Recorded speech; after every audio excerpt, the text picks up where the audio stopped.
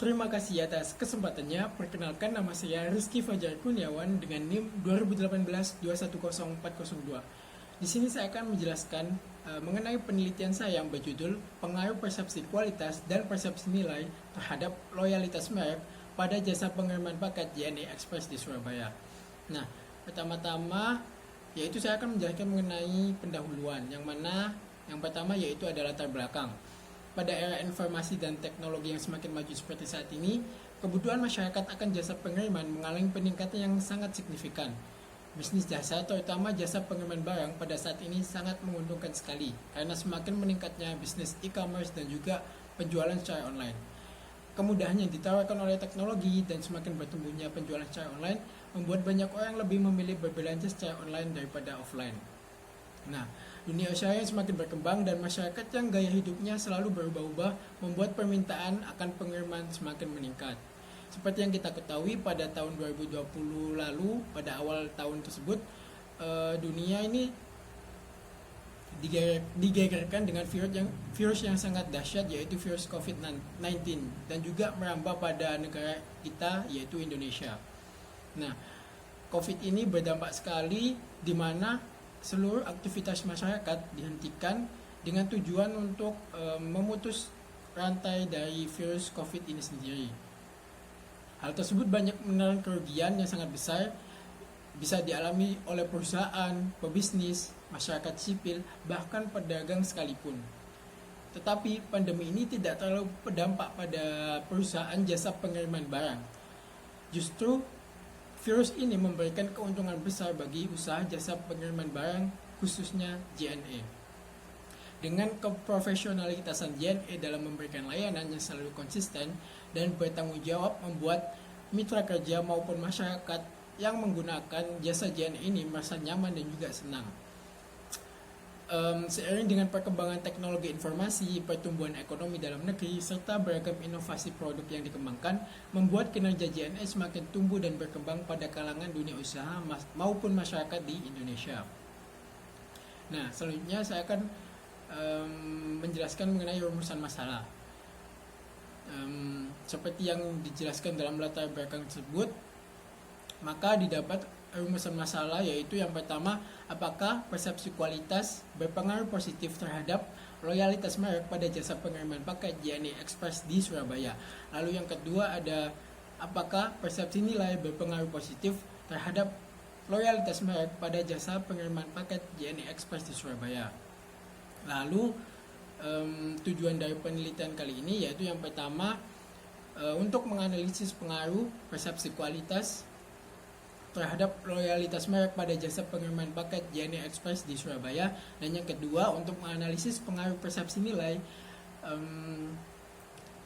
terhadap loyalitas merek pada jasa pengiriman paket JNE Express di Surabaya. Dalam slide ini saya akan menjelaskan mengenai penelitian terdahulu yang saya gunakan dalam penelitian saya kali ini. Yang pertama yaitu ada dari Sunil Aldukar dengan judul Brand Trust and Brand Loyalty in Mall Shoppers. Tujuan dari penelitian tersebut yaitu untuk menguji keterikatan emosional tertentu seperti kualitas yang dirasakan, nilai, kepuasan, dan diferensiasi terhadap loyalitas dan kepercayaan merek.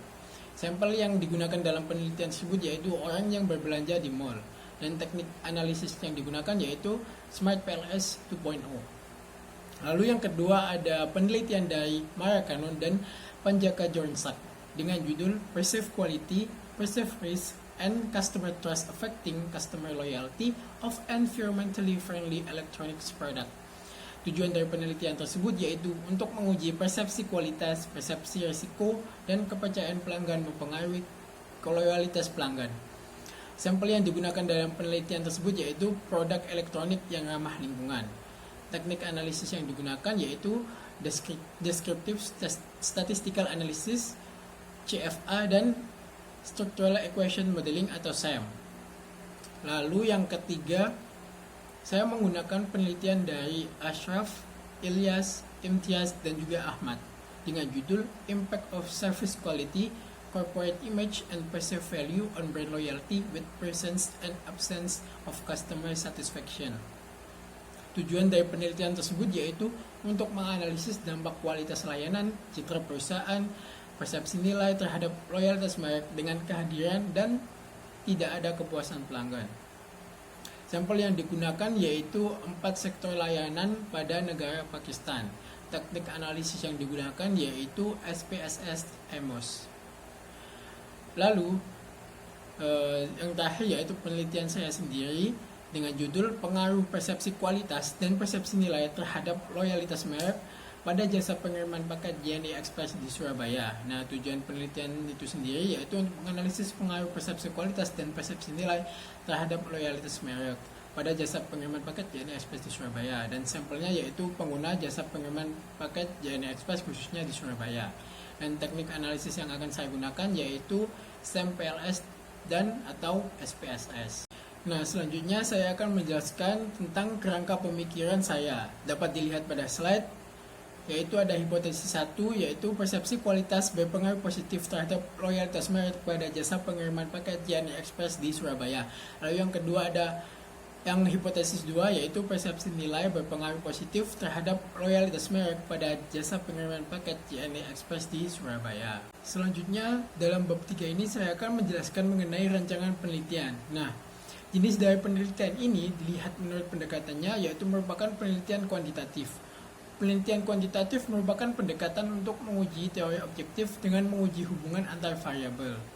Nah, sedangkan menurut metode pengumpulan data, penelitian ini menggunakan metode atau teknik survei dengan cara membagikan kuesioner pada para responden. Nah, metode survei yaitu melakukan penyelidikan yang diadakan untuk memperoleh suatu fakta dari gejala-gejala yang ada dan mencari keterangan-keterangan secara faktual. Selanjutnya, saya akan menjelaskan mengenai definisi operasional dan pengukuran variabel. Definisi operasional adalah definisi sebuah variabel yang termasuk dari bagian agar dapat mengukur dengan cara dimensi atau indikator dari suatu konsep atau variabel. Nah, variabel di dalam penelitian saya kali ini terdiri dari variabel bebas atau independen dan juga variabel terikat. Nah, yang pertama yaitu ada variabel independen atau variabel bebas. Yang pertama ada variabel persepsi kualitas, dilambangkan dengan X1, yaitu persepsi kualitas merupakan pendapat responden JNE Express dalam menilai produk atau jasa pada JNE Express itu sendiri. Lalu yang kedua yaitu variabel persepsi nilai, dilambangkan dengan X2. Persepsi nilai merupakan pendapat responden JNE Express terhadap nilai yang diinginkan, kualitas yang diterima konsumen atas biaya yang telah dikeluarkan, dan apa yang diperoleh konsumen dari yang telah mereka berikan pada produk atau jasa JNE Express.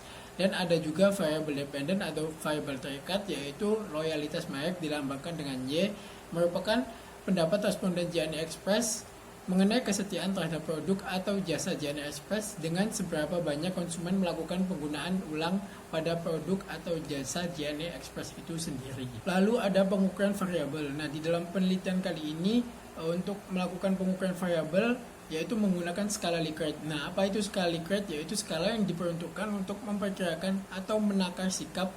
Format biasa atau standarnya terdiri dari serangkaian pernyataan di mana responden menunjukkan tingkat setuju atau tidak setuju dengan menggunakan pilihan sebagai berikut, yaitu sangat setuju, setuju, tidak setuju, atau tidak setuju, atau sangat tidak setuju.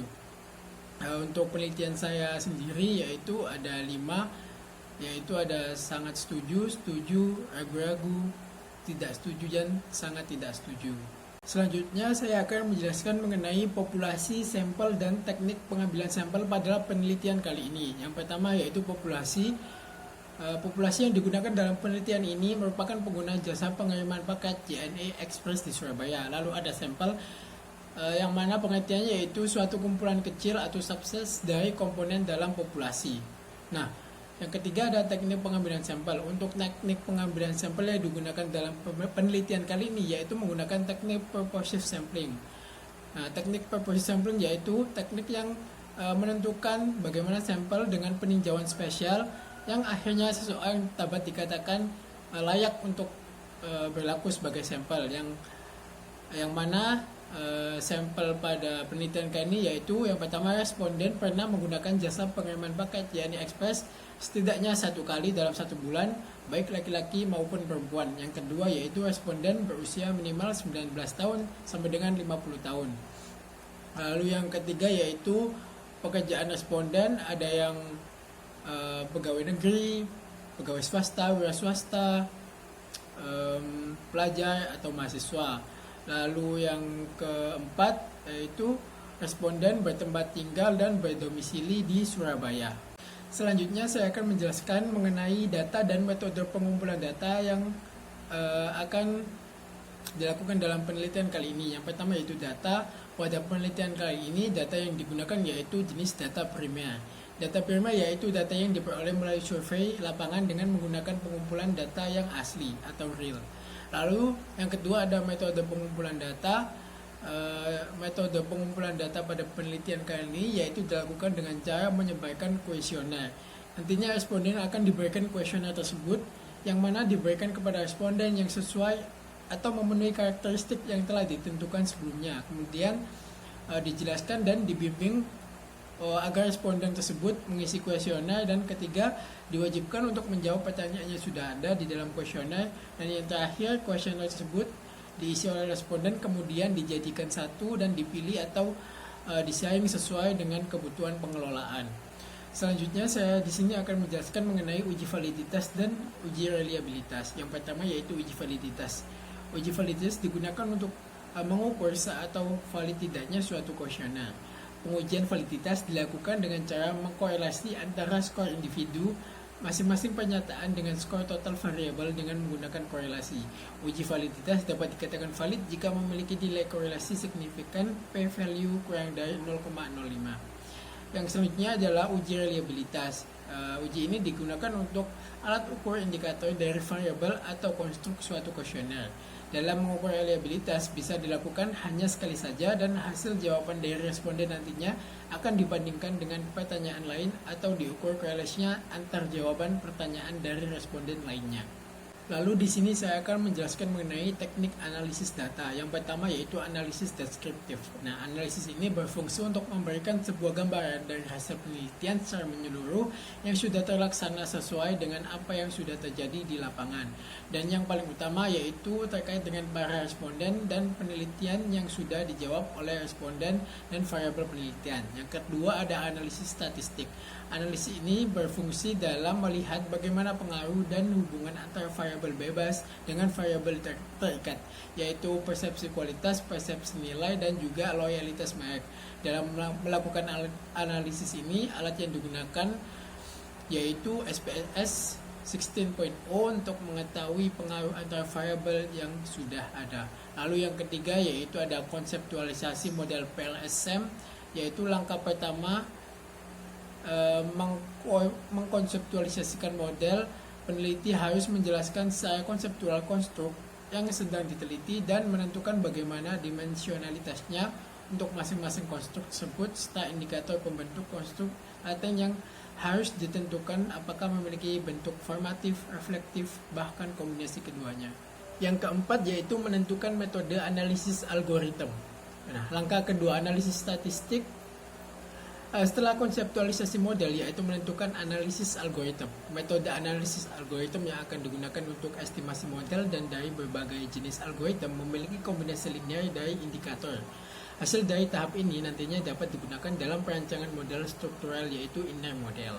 Lalu yang kelima yaitu menentukan metode resampling. Langkah ketiga dari analisis statistik adalah menentukan model resampling. Metode resampling yang nilai signifikan dari estimasi model PLS tidak diketahui, maka perlu diadakan penyampelan ulang. Lalu yang keenam yaitu menggambar diagram jalur. Langkah keempat dari analisis statistik yaitu menjelaskan mengenai diagram jalur dengan cara menggambarkan bentuk lingkaran atau bulat elips dan memperlihatkan hubungan antar variabel eksogen dan endogen menggunakan simbol arah panah. Dan yang terakhir merancang model struktural atau inner model. Tahap kelima yaitu mengevaluasi model menggunakan program Warp PLS dengan menilai inner model. Inner model menunjukkan hubungan antara variabel laten dan konstruk. Untuk inner model pada penelitian ini terdiri dari variabel independen atau bebas yang dilambangkan dengan X, yaitu persepsi kualitas dan persepsi nilai, serta terdapat variabel dependen atau terikat yang dilambangkan dengan Y, yaitu loyalitas merek. Sekian presentasi dari saya. Mohon maaf apabila ada kesalahan. Wassalamualaikum warahmatullahi wabarakatuh.